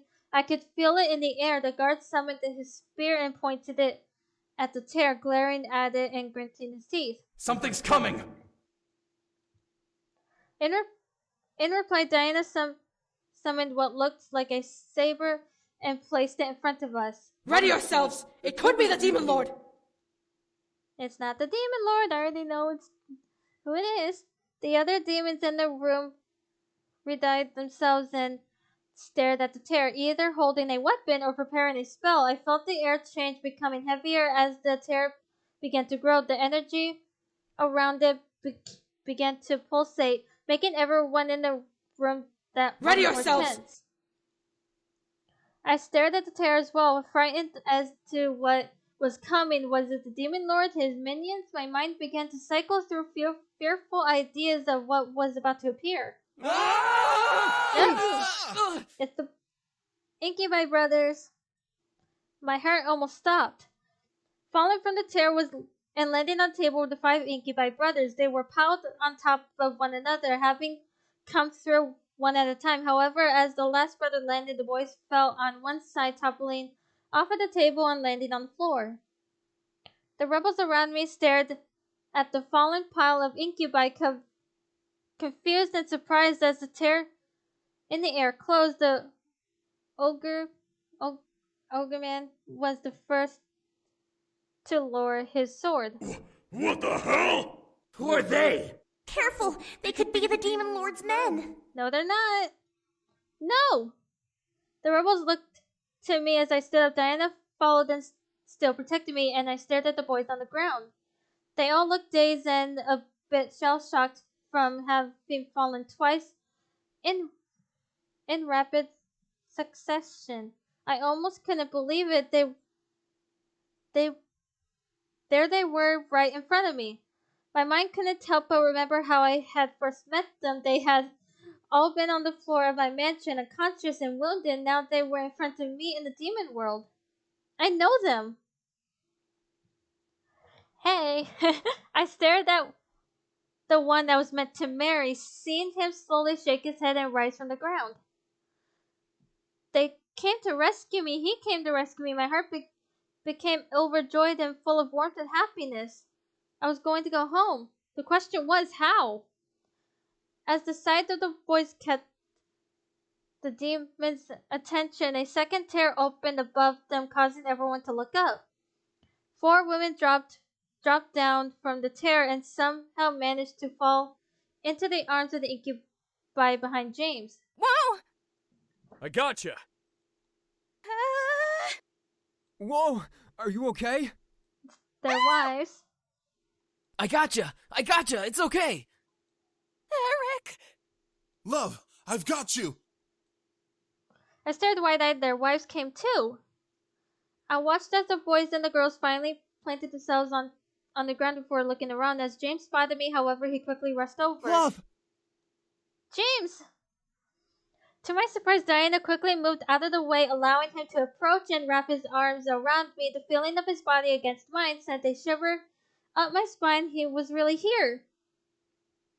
I instantly wrapped my arms around his body, burying my face in his shoulder and taking in his scent. His head gently nuzzled into my shoulder as James curled over to bring my body close to him. Thank God you're safe. You came for me? I could barely believe it, but I did. The scent of his cologne and the texture of his clothing let me know that I wasn't dreaming. He came to find me. Now the question was, how would we both leave? James gently loosened his embrace and looked at Diana, who was standing by our side and watching. I couldn't see his expression, but Diana stared wide-eyed, almost in fear of James. Why? As James began to speak, I felt some sort of violent power change in the room. While Diana held dominance, but before the Incubi have arrived, it was practically ripped from her as James claimed me once again in his arms. Care to explain why my bride is here, Diana? Your father. Diana has nothing to do with this. I looked up at James to see him staring Diana down as if he didn't believe her explanation.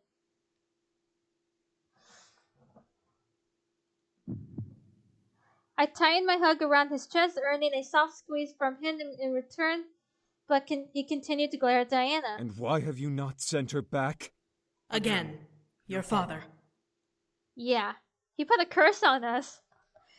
I watched as James's eyes closed further, almost hiding his whiskey brown irises in unimpressed and unconvinced glare. As much as I despise my father, why do I have a hard time believing that? From beside Diana, the spear guard stepped up and crossed his spear across Diana's body in an act of protection. He seemed unfazed by James's glare and almost felt like he was challenging him from the power play thrashing in the air. It was like James and Diana were opposing alphas and the guard was a protective mate. Believe what you will. My lady was about to send her back before you came. Right.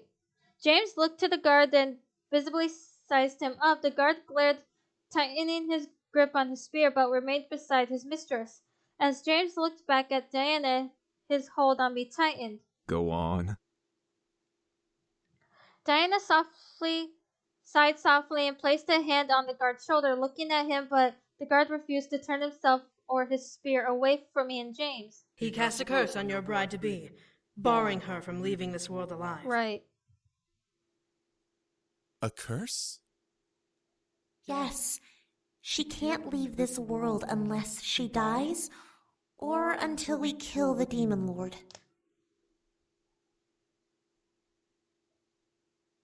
I could feel James's arms tense around me. For some reason, the look in his eyes changed from anger to almost hopefulness. Was he hoping that we would be able to leave? I hope so. Now, I must ask that you recognize whose kindness you are testing.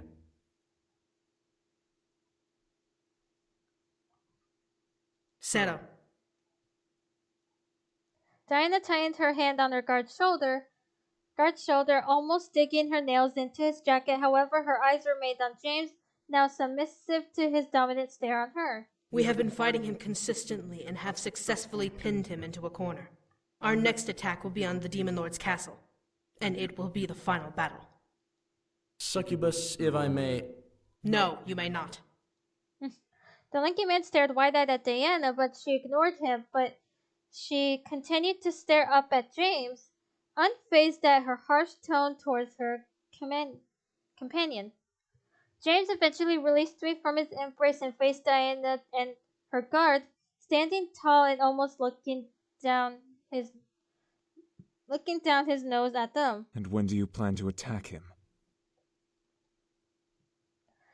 With a nasty snarl, the larger demon male stepped forward and glared hard at James. I felt my body tense in reflex, but James continued to stand tall. Why the fuck should we tell you? 1 week's time. Everyone in the room shot their heads towards Diana, mostly in shock or surprise. What? 1 week? I looked at Diana, watching her unable to turn away from James's gaze. She wasn't entranced, but it seemed as if she wasn't able to even pull away from the gaze battle between them out of fear. Where is this number coming from, Succubus? We need to fully prepare ourselves for the final stage, which I'm certain will only take a couple of days. We've pinned him into a corner. The Demon Lord will fall. That's rather bold to assume. She's right, though.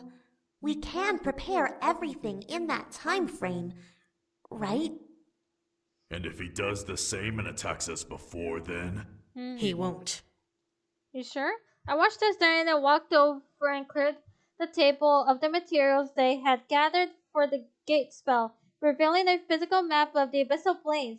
She pointed to the spot on the map, Peninsula Isle, if I pronounced that right, surrounded by water labeled as the Decaying Sea. We'll cast a barrier spell along the edge of the peninsula and around the castle. He and his army won't be able to move from that spot until we break it ourselves, which will be during the siege. Where would we get the energy needed for that kind of spell? We won't be using energy. The other rebel demons in the room suddenly tensed up, staring at Diana in surprise. What was she going to do? My lady, you're not suggesting...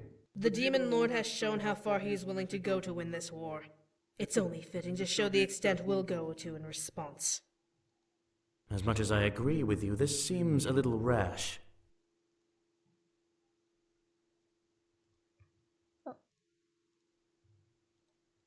What are you guys talking about? Are they allowed to know? I plan to put a barrier curse around the Demon Lord's castle and army. It's temporary, so it won't need the blood of 1,000 demons. But it will need the sacrifice of at least 1 demon life.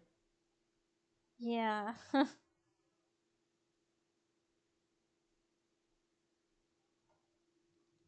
And I assume you'll be sacrificing one of my soldiers. Is this our only option? There are other options, but they will most likely take a lot of energy to pull off. Oh, yeah?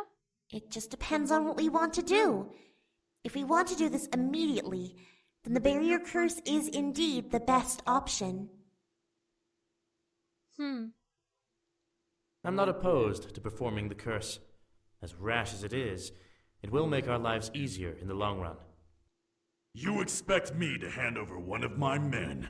My soldiers joined the rebellion to kill the Demon Lord, not to get their throats slit before even seeing the final battle? It's wrong, but can we really afford to spend any more energy? Diana already spent a lot trying to send the human back. Fair. That's fair. What is the other option? The rabbit woman and the fairy moved towards the map and pointed at the peninsula. We could form tall rock walls around the castle. Box them in. It will take a lot of our energy, but we can recover in that week period. And what will stop the Demon Lord from tearing down the walls? I can imbue the walls with holy magic. The Incubi and I looked at him, all of us equally surprised. A demon with holy magic? How? How the fuck did you get holy magic? How the fuck did you get holy magic? You look and smell like a demon. The guard held up his wrapped hand, letting the beads around it jingle with the sudden motion. I've had the ability to use holy magic ever since I was taken in by my lady's family. There's no doubt that I am a demon, but I can't recall how I gained this ability. How is holy magic different than a demon magic? It's white magic. Unlike demon magic, holy magic isn't so finicky. Think of it as warding or dispelling magic. You can't bless air or anything that doesn't have physical form, but you can bless objects to fight back against other forms of magic. If the walls were blessed with holy magic, the Demon Lord wouldn't be able to escape until we released him. Why not just trap him forever? That's idiotic. He would still be a threat regardless. Holy magic doesn't last forever, and stone will crumble eventually. He's right. We wouldn't be able to keep the walls up forever. Right. That's fair. The situation became more and more complicated the more we discussed it. How are we going to go about this? We can't just sit around and debate this forever. The longer we wait, the more we risk him striking back at us. Okay. But is it worth killing someone to trap him? When we finally strike, we will lose hundreds, if not thousands, of soldiers anyway. What difference will it make to lose one more life on top of this? Soulless fuck. We can still cage him in. I bit my lip. It was a really tough decision, a curse or a trap. Which was better? Both had their prices, but we had to choose one. From the look of it, no one wanted to speak up, so I felt the urge to say something. Maybe I would be the one who would determine everything? But which method would be the best one? I say the trap.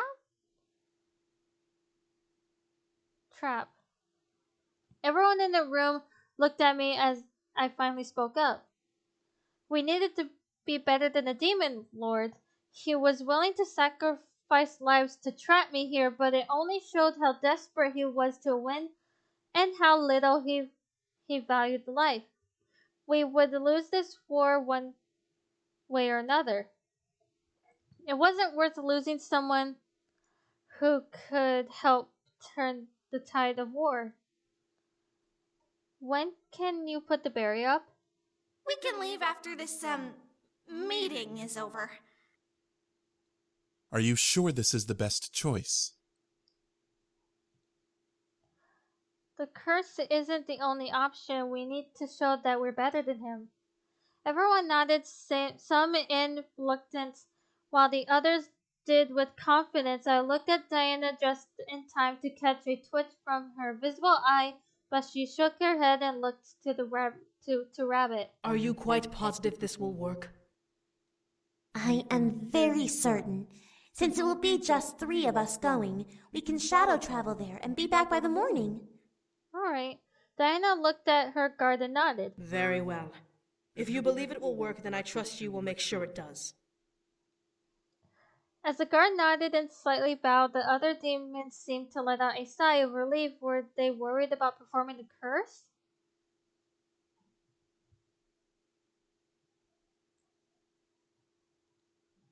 Diana shook her head before crossing her arms and looking directly at me. So, since you'll be here for a while, we might as well give you names that you can use to refer to everyone here. Are Must we? Diana rolled her eyes and gestured to each demon, naming them on the fly. For the sake of time, we'll use simple names. This is Rabbit, our magic advisor. Sergeant, commander of our armies. Shadow, leader of our assassins. And Faye, our nomadic force ambassador. Alright. Sergeant, I'm a commander, succubus. Shouldn't my name be Commander? It's easier on the tongue, though, to say Sergeant. Fair. That's fair. My lady, what shall they call me? Diana looked at Seto for a moment before turning towards me, a look of seriousness emanating from her eyes. You may call him Sero. He is my personal guard, and he is always by my side. The other demons and Seto seemed to be surprised. Was Seto his true demon name? Why would she give me his true name? Are you sure? Call him only if your life depends on it. Do not abuse this permission. Her eyes seemed to burn as she gazed into mine, full of hard intent and warning. I mentally noted her seriousness as she ran a hand through her hair. Well, now that we have a plan and introductions are out of the way, I believe we can end this meeting. We have a lot to accomplish in 1 week. What about us? You don't expect us to sit around. Actually, I do. You all don't belong on the battlefield. Wait, hold on. That's not fair. I will not take untrained and unarmed beings into a war zone. Hold on. I interjected, stepping forward and crossing my arms at Diana. She seriously wasn't going to make us stay back while she fought the Demon Lord, was she? We can fight too. Diana squinted at me, pressing her lips together into a fine line. However, I meant what I said, we can fight too. You expect me to trust that you can fight in a war? Let me and my brothers train then. We're demons, for fuck's sake. We know how to fight.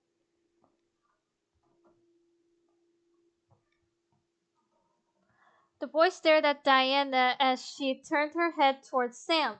He was right, though. They knew how to train, so they knew how to fight.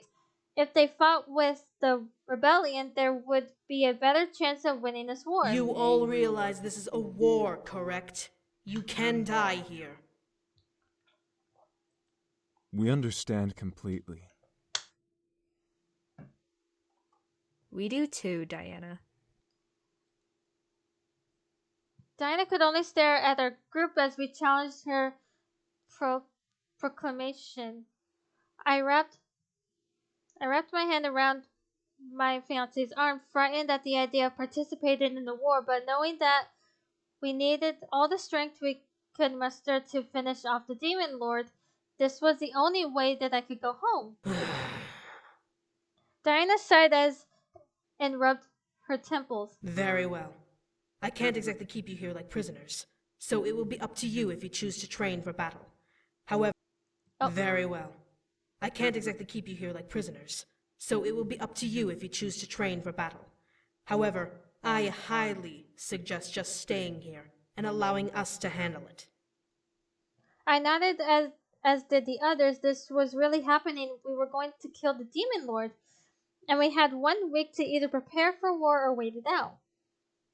Diana turned towards me and looked down at my outfit. I had nearly forgotten I was still in my wedding dress until Diana pointed at my chest. Lumen infere, bellum tabescere, serene.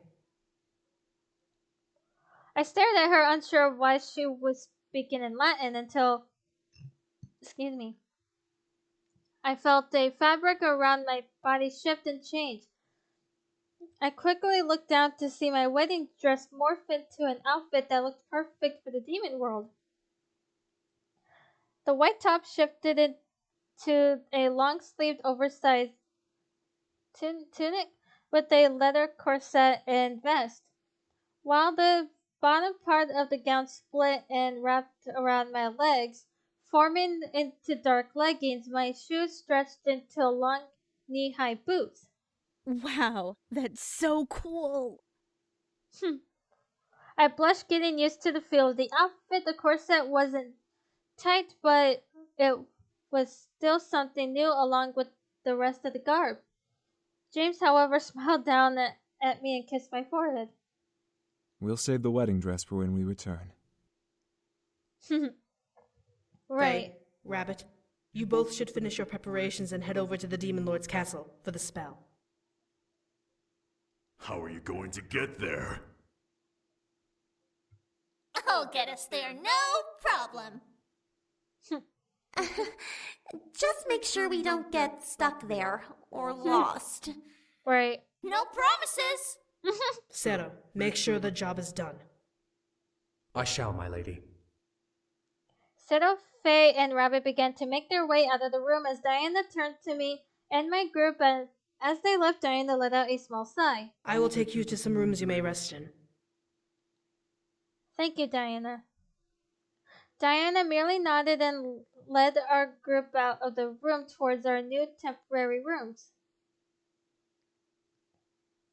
Okay, I'm actually thinking of ending the stream here and saving it here.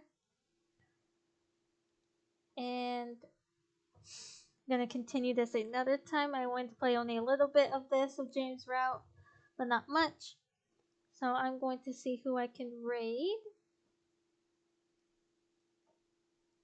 Let's see who's live at the same time as me. Let's see.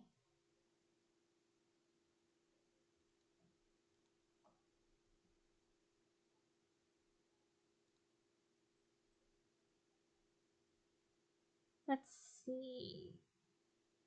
I already raided Sharp in my last stream earlier. Oh, let's go raid Ender this time. Let's see.